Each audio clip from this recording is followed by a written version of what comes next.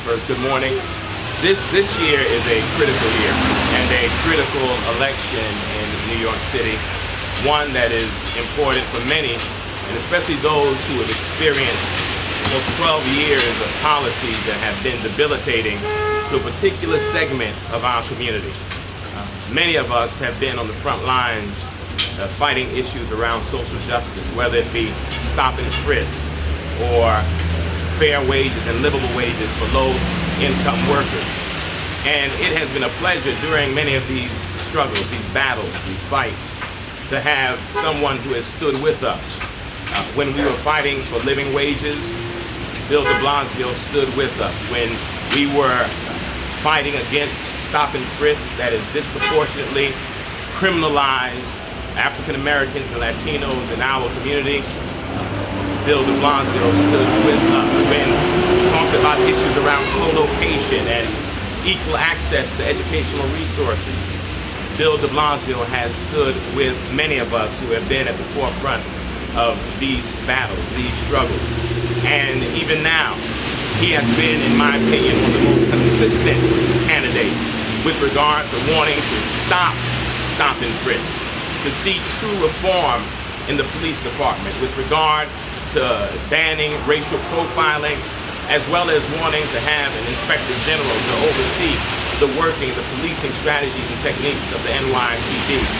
He has been there, been consistent, and more than that, he has always been, in my opinion, the candidate who has espoused progressive ideas and a progressive agenda, who has been not only audacious but imaginative, because I think to rewrite the history in this city and to help us begin to reimagine what this city can look like, we need leadership that is not only imaginative but also audacious. And the combination of audacity and creative imagination to begin to institute policies that will now make this city more inclusive and to truly make this city one in which all of us can feel we have access, and that leadership and that the mayor will give an ear and actually hear from those who have been really relegated to the margins, those who've been vulnerable in our city. It is of my opinion that Bill de Blasio is that candidate, has been that person, has been consistent, has been progressive, has been innovative in so many ways.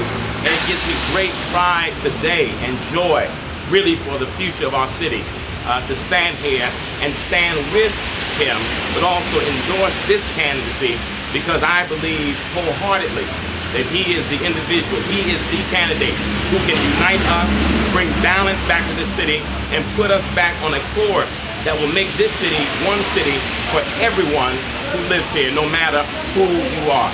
So again, it brings me great joy, it brings me great pleasure to be able to stand here with him today in full support of his candidacy for mayor of New York City. Thank you, Pastor. I have so much to say about this man and the leadership that he's providing.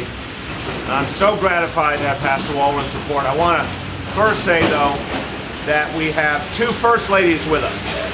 We have First Lady Walrond, First Lady of this amazing First Corinthian Church. Thank you so much for being with us.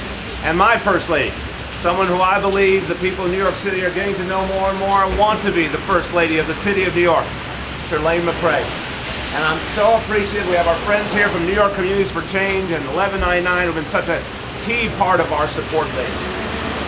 And look, Pastor Michael Walrond, I think, is one of the essential voices of conscience in New York City today.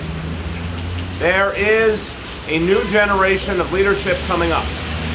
And I believe that Pastor Walrond represents the single strongest voice. He has energized people all over this city to fight for living wage legislation and paid sick days, to fight for economic empowerment. Pastor Walrond has been one of the single most powerful voices in the city of New York, and increasingly nationally, on questions of justice, on the injustice of how stop and frisk has been used in this town, on the need to fundamentally change our approach to policing. I say clearly that we need to look this in the face. For in the recent years in this city, we've had two approaches to policing, separate and unequal. depending which neighborhood you lived in. Pastor Walrond helped to energize the opposition that has become a loud, loud chorus long before the judge's decision yesterday. Change was already happening on the ground. And that change began in large measure at this pulpit. And it rallies all over the city, where Pastor Walrond's voice rang out so sharply. So, for me, this is a very powerful moment for this campaign. And on a personal level, we've become friends. And we become friends not only because we see the world so much the same, but because we have that same feeling of urgency. We're not here on this earth to keep the status quo in place. We're not here on this earth to make small changes. We're here on this earth to find a way to include everyone, to find a way to change the way we do things so no one gets put down or left out. My campaign from the beginning has been about addressing this tale of two cities we're living. All these disparities, whether you're talking about stop and frisk, whether you're talking about income inequality, the housing affordability crisis that's hurting this neighborhood so deeply and demands a serious response. Not the status quo where people are being driven out of their own neighborhood, but a serious response from our government.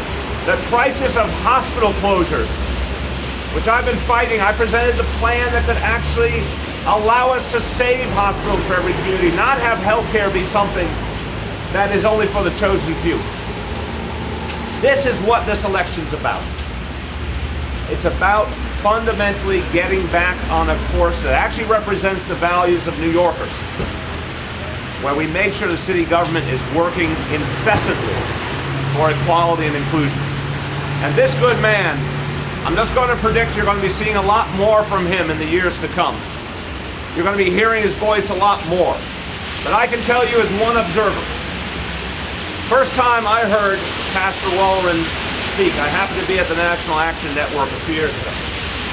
When I heard him speak, I heard something I had never heard before, a sharpness and clarity of vision. And I think more and more people are listening. Your support is going to be a game changer for this campaign, but more importantly, your leadership for this city is going to loom larger and larger. It's going to help us on that path to equality that people are yearning for so deeply in New York City. So I am so honored and so appreciative to receive Pastor's support. Thank you.